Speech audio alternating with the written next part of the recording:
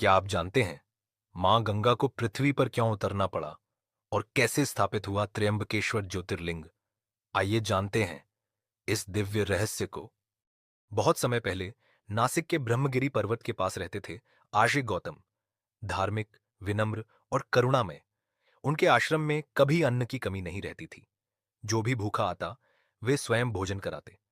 भक्तिपूर्ण जीवन में सब कुछ शांत था, पर नियति को कुछ और मंजूर था। एक दिन कुछ देवताओं ने ईर्ष्या में इंद्र के संकेत पर एक छल रचा। उन्होंने गौतम के आश्रम में एक गाय भेजी जो अन्न भंडार के पास जाकर लेट गई। गौतम ऋषि ने उसे धीरे से हटाने की कोशिश की, पर संयोग से वह गाय मर गई। देवताओं ने अफवाह फैलाई, गौतम ने गाय की हत्या की है। ऋषि व्यथित हो गए। हे प्रभु, मैंने यह पाप नहीं किया, पर मुझे शुद्ध होने का उपाय बताइए। तब गौतम ऋषि ने कठोर तपस्या आरंभ की।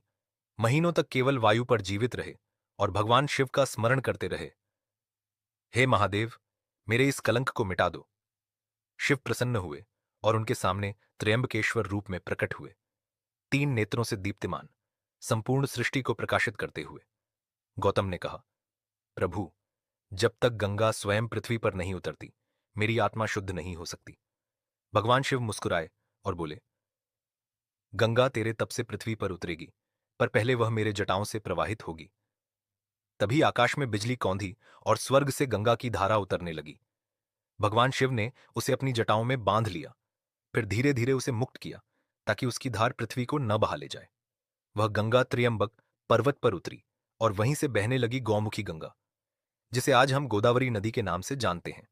गंगा के प्रवाह के बाद भगवान शिव ने गौतम से कहा, यह स्थान अब पवित्र हो गया है, यहां मेरा निवास रहेगा।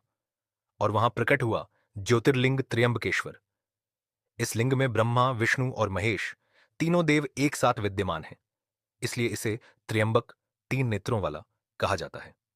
कहा जाता है आज भी जब भक्त यहां स्नान करते हैं तो उनके पाप गंगा के जल में विलीन हो जाते हैं, और जब वे मंदिर में शिव को प्रणाम करते हैं तो आत्मा मुक्त हो जाती है। त्र्यंबकेश्वर में केवल जल नहीं बहता, वहां बहती है शिव की करुणा और गंगा की पवित्रता, कहते हैं। जो त्र्यंबकेश्वर में सच्चे मन से हर हर महादेव कहे, उसके जीवन के सारे दोष और दुख मिट जाते हैं। अगर आपको यह दिव्य कथा पसंद आई हो तो वीडियो को लाइक करें और अगले ज्योतिर्लिंग के रहस्य के लिए सब्सक्राइब करें। इंस्पायर लिविंग कमेंट में लिखें, हर हर महादेव।